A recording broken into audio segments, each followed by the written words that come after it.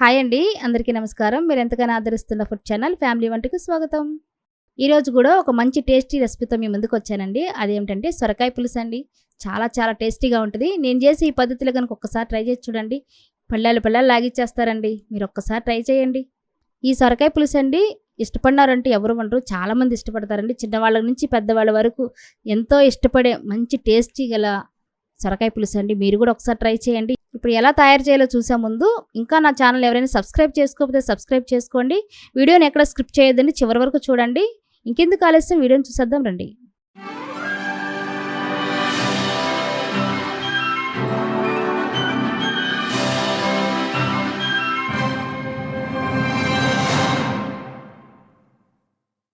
ఇది మా పెరట్లో పెరిగిన నాటు సొరకాయ అండి.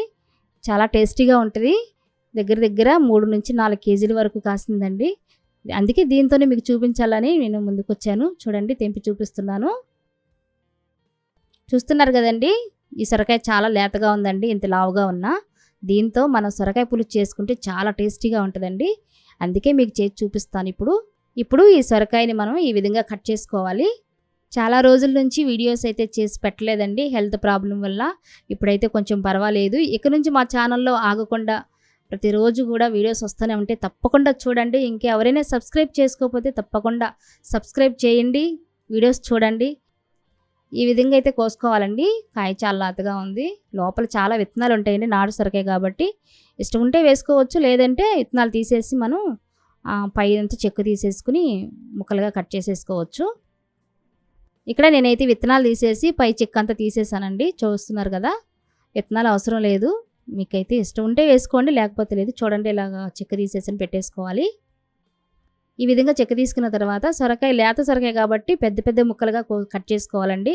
ఎందుకంటే మనం ఉడికినప్పుడు అది దగ్గరగా వచ్చేస్తుంది కాబట్టి కొంచెం పెద్ద ముక్కలే కట్ చేసి పెట్టుకోవాలి. ఈ విధంగా ఈ సైజు ముక్కలు అయితే కోసుకుని పెట్టుకోవాలండి.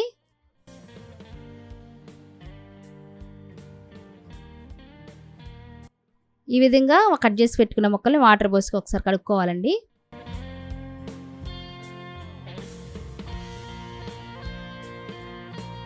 సొరకాయ పులుసుకు కావాల్సిన చింతపండు అండి. కొద్దిగా నిమ్మకాయ సైజు అంతా చింతపండు తీసుకుని వాటర్లో నానబెట్టుకోవాలి. ముందుగా చింతపిండి నానబెట్టుకున్న తర్వాత వెడల్పాటి కళాయి ఒకటి తీసుకోవాలండి.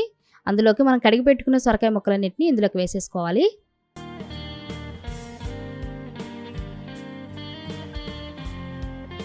ఇందులోకి ఒక టమాటా కట్ చేసి వేసుకోవాలండి. ఒక ఉల్లిపాయ సన్నగా తరిగి పెట్టుకున్న ఉల్లిపాయ ముక్కలు వేసుకోవాలి. రుచికి సరిపడంత సాల్ట్ వేసుకోవాలి.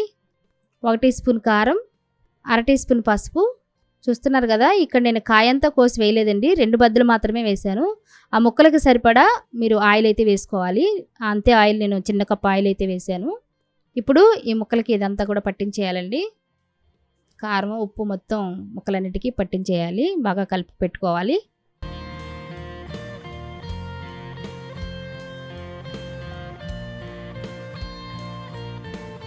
ఈ విధంగా కలిపెట్టుకున్నట్లో ముక్కలు మురిగేంత వరకు వాటర్ పోసుకొని మొత్తం కలిపేసుకోవాలండి ఒకసారి. ఇప్పుడు ఇందులోనికి 2 పచ్చిమిరపకాయలు చీలికలుగా చేసుకుని వేసుకోవాలి.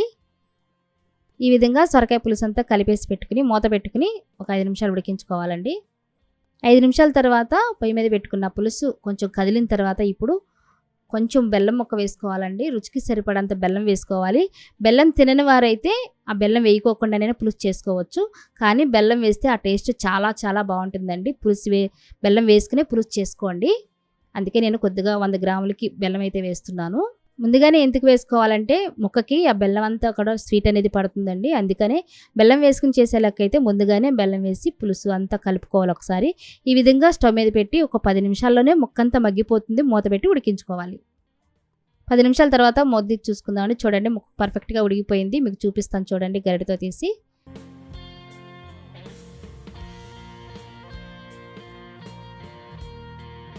చూస్తున్నారు కదా, సొరకాయ అంతా చక్కగా ఉడికిపోయిందండి.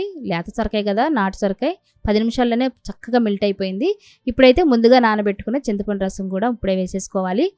సొరకాయ ముక్క ఉడికిన తర్వాతే చింతపండు రసం అనేది వేసుకోవాలి, లేకపోతే సొరకాయ ఉడకదండి సరిగ్గా. ఇప్పుడైతే మూత పెట్టి ఒక 5 నిమిషాలు ఉడికించుకోవాలి.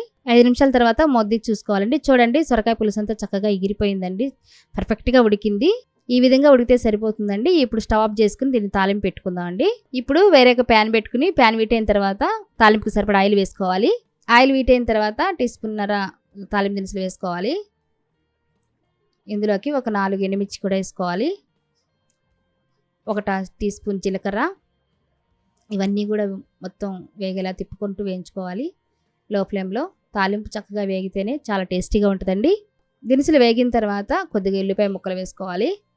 అవి కూడా వేయించుకుంటూ ఫ్రై చేసుకోవాలి.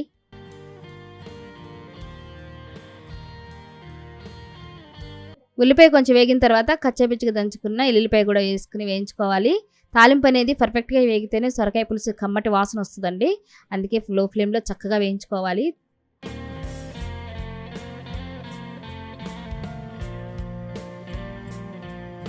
ఈ విధంగా వేగిన తర్వాత కొద్దిగా కరివేపాకు, ఇందులోనే చిటికెడు ఇంగువ కూడా వేసుకుని మొత్తం కలిసేలా మొత్తం ఫ్రై చేసుకోవాలి. తాలింపు వేయించుకోవాలండి.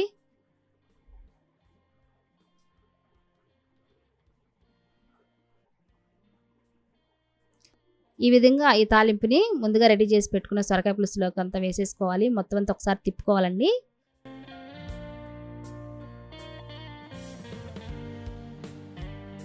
చూస్తున్నారు కదండి, చక్కగా పర్ఫెక్ట్గా వచ్చిందండి సొరకాయ పులుసు అయితే. ఈ తాలింపు అంతా కూడా ఇందులో వేసేసుకుని ఒకసారి అటు ఇటు కలుపుకుంటే ఎంత టేస్టీగా ఉండే సొరకాయ పులుసు అయితే రెడీ అయిపోయిందండి. చూస్తున్నారు కదా, ఇంకెందుకు ఆలస్యం, వెంటనే మీరు కూడా ఈరోజే ట్రై చేయండి. అంతేనండి. ఈ వీడియో నచ్చితే లైక్ చేయండి, షేర్ చేయండి, కామెంట్ చేయండి. నెక్స్ట్ వీడియోలో మళ్ళీ కలుద్దాం. Thank you for watching.